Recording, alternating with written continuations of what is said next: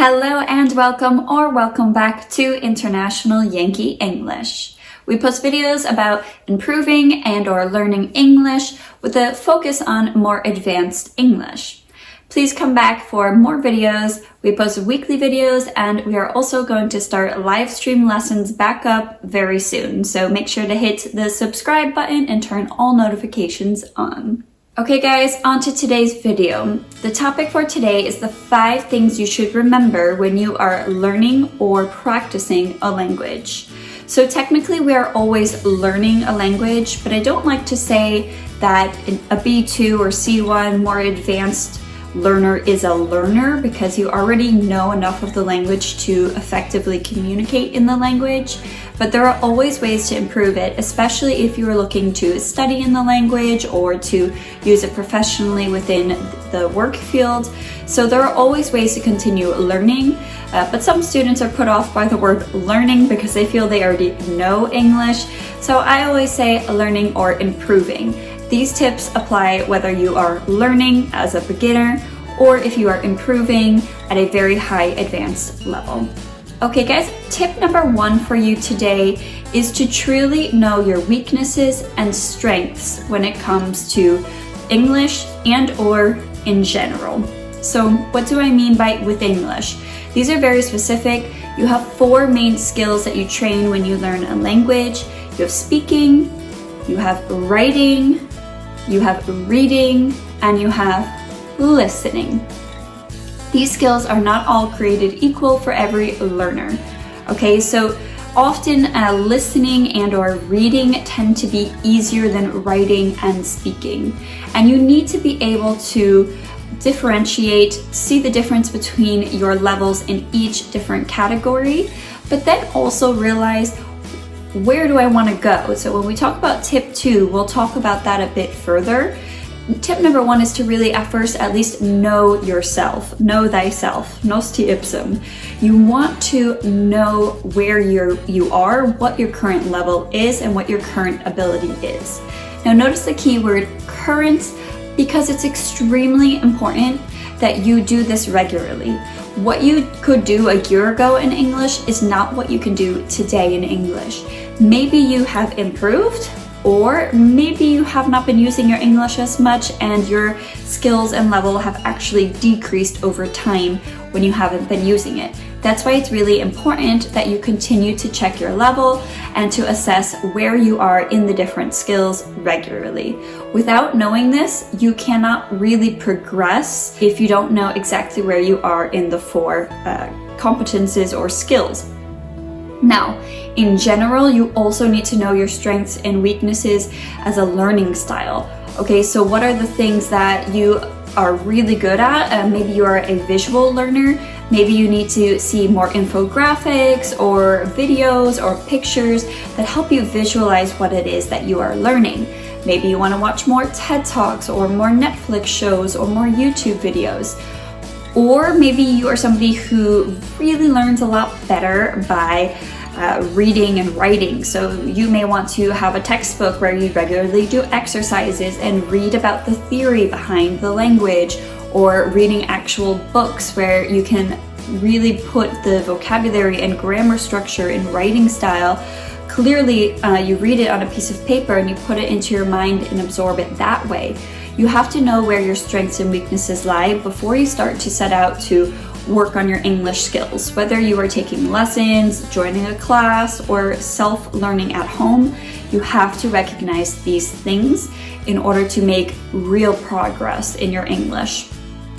Another common learning style is kinesthetic learning, which means active learning or learning by doing. And I highly recommend actually writing very often on social media posts, interacting in English to make use of your English. But even more than that, the app Clubhouse, or there are other apps like Hello or italki, and some others. I personally like Clubhouse the best, simply because I really enjoy the platform. It's free and there are so many different rooms that you can join. You can really get on stage in an English learning room, for example. You can get on stage. It's just an audio app. There's no video. And you can practice speaking. You can have a conversation with somebody. or you can listen and decide to join in if you have something that you want to add or ask. So there's so many different possibilities there. But you do have to know your current level before you really know which rooms are good for you to join. So your general learning style and your specific current level in English are essential. That is tip number 1, or thing to remember number 1. Okay, thing to remember number 2. This would be that you have to set realistic and measurable goals for yourself. So generally, learners will fall into one of 2 categories, not always, but generally I find this to be the case, that either you have somebody who is going for an ultimate goal, like they want to take the IELTS exam and they want to pass it with a band score of 7 or higher. That is a really concrete goal. But now, how they're going to achieve that and within what time span and what they're going to do in order to prepare themselves to do that, those have to be realistic, and you have to understand what the possibilities are, what your possibilities are, what's the materials you have will be able to bring you, who your teacher is or what class you're going to join. All of those things have to make this goal realistic. They all go hand in hand. Okay, so you don't want to set a goal for yourself to pass the IELTS exam with a band 7 within, 1 month, when you've done nothing yet to prepare for it, okay? It takes a lot of time to practice and understand the style of the test and the kinds of things they're going to be asking you about. So even if you have an extremely advanced level of English, it could still take you some time to prepare, because English for an exam like IELTS is not the same as just using English in your day-to-day life. So you have to understand what they're going to be assessing and prepare for that specifically, right? So you need time for that. You have to be realistic. Now, there are other learners who just want to improve their English in general. They say they feel nervous when they speak to native speakers, or if they need to send an email to somebody from the UK or the US at work and they need to write it in English, or they have maybe a couple of friends who are exchange students or expats living in their country and they don't speak the native language of the country, and you want to be able to communicate with them and have a relationship, a friendship with them. And you can't really do that effectively because you're struggling with whatever it is. Your English level in general is just not as high as you want it to be. Now, that can be reassuring for you. You think, well, I don't have something concrete that I need to work towards. I just want to learn in general, and the internet is full of free materials. So I'm just going to watch YouTube videos, follow some blogs, follow some Facebook pages, maybe jump in a Clubhouse room. And that's all okay, since there isn't really any pressure on you. It's more kind of just a desire of yours to improve English. But the fact is that even then, if you don't have anything kind of concrete, you won't see any tangible progress. You will not really see a difference in your English anytime soon, at least, for sure. And even after a couple of years, you're not going to see a huge difference. Why? Because you don't have a goal. It's not measurable. You can't decide kind of what you're going to do if you don't know what it is you're going to do. What is it that you're going towards, right? When you set out on a trip, you know your destination. So you have to set some goals for yourself, figure out where you are, what are the things that you struggle with the most, and just take some baby steps and some small goals to get you started so you don't feel overwhelmed, and that you keep it fun, because in that case you would be doing it more for personal development and not for employment or studies or visa or anything like that. So you want to make sure that you take small, realistic goals, so you keep it fun and interesting for yourself, and you can actually really see the progress that you're making, and that'll motivate you to keep learning and to keep improving. If you're getting value from this video so far, please make sure to hit the like button, and if you have not already, please subscribe and turn the notifications on so you can be notified of future videos, in addition to the plethora of free English content we have on YouTube, Facebook, Clubhouse, TikTok, Instagram. We also have additional options in content and resources for our YouTube members. We just launched our YouTube membership program. So there is a whole library of videos and extra videos that you will get each month that are only available for members. And then on buymeacoffee.com, there's also a membership option. So if you want both memberships, you would get different things, similar in nature, but different content. Or you can just pick one depending on the offers that we have for each one. But both are great ways for somebody with a low budget who wants to really get serious about improving their English. Those are great ways. Or if you just want to show a little bit of support to this channel for all of the free content that we already have, please go to buymeacoffee.com and do a one-time donation to buy me a small, medium, or large coffee. I would really appreciate it. Hopefully I can get a better camera for you guys and a microphone so that the quality of this content is even better. Let's continue. Okay, so thing to remember, number 3 is to use it or lose it. You may have heard that from me before. If you've seen my top 10 tips for learning English in 2021 video, then you know that both setting measurable, realistic goals as well as using it or losing it are some of my tips. And what I want to expand on in this video about that, if you haven't watched the other video, I'll link it in the cards and in the description box. Do watch that. So what do I mean by use it or lose it? You have to continuously use your English. As already mentioned, the level you had a year ago, if you haven't done much to practice or improve your English in the past year, that means that level is no longer there and your level has actually decreased in the meantime. So you need to constantly and consistently use English. That doesn't mean you need to speak it all day, every day, but at least a few times a week, you need to be speaking, reading, listening to, and also writing in English. So if you don't have that much time, I would recommend splitting up these skills. Make sure that you do at least a little bit of each one every week.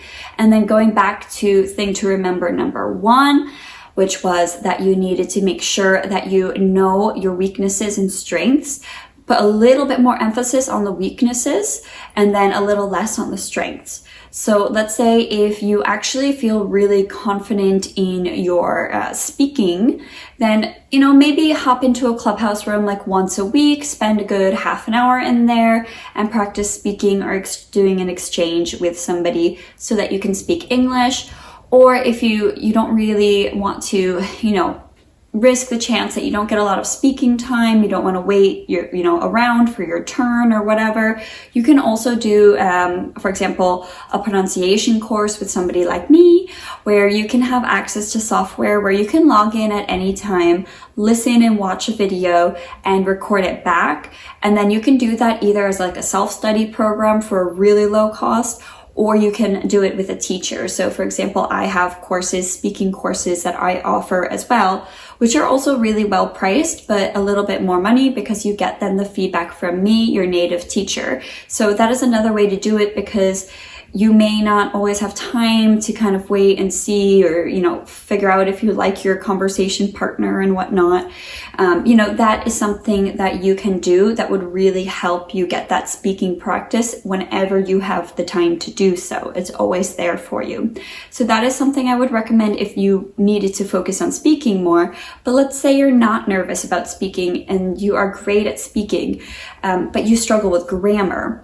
So with grammar, I would say that's always a thing, because if you're self-studying, then using grammar exercise books and reading the theory can help. But what you're going to hear in one of my later things to remember is that just learning it kind of isolated is not going to improve your grammar in a communicative sense. So in a sense of using it yourself in your writing and in your speaking, right? So in that case, if you're not going to take a course with a teacher or, private lessons with a teacher where you work on your grammar, I would recommend doing reading comprehension worksheets online and tests. If you need some help looking up those things, or you need a free level test thing or some resources, contact me. I have a free support group where you can find a lot of that within our group. And if it's not there what you're looking for, I can point you in the right direction. You can find all of the contact information for me down in the description box below. But once you kind of figure out what it is you're struggling with, if you don't want to work with a teacher on the grammar, do a lot of reading and try to find those things that you're doing in the grammar exercise book. So whether it's grammar tenses or modal verbs or prepositions, try to underline them and make note of how they're being used in the article or the book or the magazine that you're reading, right? So you want to actually see grammar in use rather than isolated away from the rest of the things. So you want to really pick out the things that you need to focus on a little bit more and do that a little bit more each week. But then also on the other days when you're focusing less on your main thing, that you do a little bit of, listening. So maybe you watch a TED Talk with the subtitles on, or reading or writing or whatever it is that you need to focus on a little bit less. So make sure that you use it consistently and focus more on the weaknesses than on the strengths. And make it fun. If it's not fun, you're not going to do it, and then it's not going to be consistent, and instead of using it, you're gonna lose it. So let's remember to use it, not lose it. Okay, so thing to remember number 4, I already touched on in the last one, so I'm going to be really brief with it. And that is to learn both grammar and vocabulary in context. So for grammar, I definitely recommend reading as well as doing the grammar exercises. So if you're not enrolled with, a teacher or in a course, and you don't really have any guidance, what you can easily do yourself is get a free grammar book. I have a link in my support group on Facebook if you join, to a free PDF of my favorite grammar book by Raymond Murphy, English Grammar in Use. And there you can see, it's a self-study book. On the left side, you always see the theory or the description of the grammar explanation. And then on the right side, you have exercises that you do to test your knowledge. And then in the back of the book, you check your answers yourself. That is something that you can easily do yourself. That's isolated though, okay? That gives you the kind of the foundation of the grammar. But then what you want to do is to go ahead and read, articles online or a book or whatever you find interesting, and try to pick out examples of the grammar that you're doing in your grammar exercise book. Okay, so that is something that's really important, and that is something that you may want to hire a teacher just for 1 hour or do a consultation and try to book with them, okay, and figure out where can I find examples of these grammar tenses in actual reading resources where it's actual native, authentic English works, so it's not artificial. So you may need to contact somebody for some help with that, but generally you'll find if you just follow the websites that you like, or the blogs you like, or you read books in genres that you are interested in English, you will find examples of those grammar tenses if you are looking for them. And the same thing goes for vocabulary. And I actually do recommend, if you have a bit of a budget and you're willing to spend a little bit to improve or maintain your English level, the speaking courses that I do, for example, with EnglishCentral.com, they are closely linked together with vocabulary, and the tools there are amazing. So you have the words highlighted, you don't only hear them being pronounced and practice speaking them, but you can click on them for further definition, and you get tons of different examples of the words being used in sentences in multiple different videos in different contexts. And that is how you'll truly begin to understand how a word is used. Instead of looking it up in the dictionary and just seeing kind of 1 or 2 sentences, it doesn't make sense if you don't have a greater context. So I do highly recommend signing up for EnglishCentral.com. If you contact me, I can get you a discount to do it without a teacher, but I can also provide you with feedback, and you can enroll in a course with me as well. And that is probably the most effective way in all of my years of teaching that I have found that you can truly improve your vocabulary. Learning it in context, the same as grammar. Learn it in context. Okay guys, and our 5th and final thing to remember when you are learning or improving your language skills is to limit the amount of translating you do. I have an entire video about how to stop translating in your head. I'll put it in the cards down below in the description box. Do watch that. It's a really good video.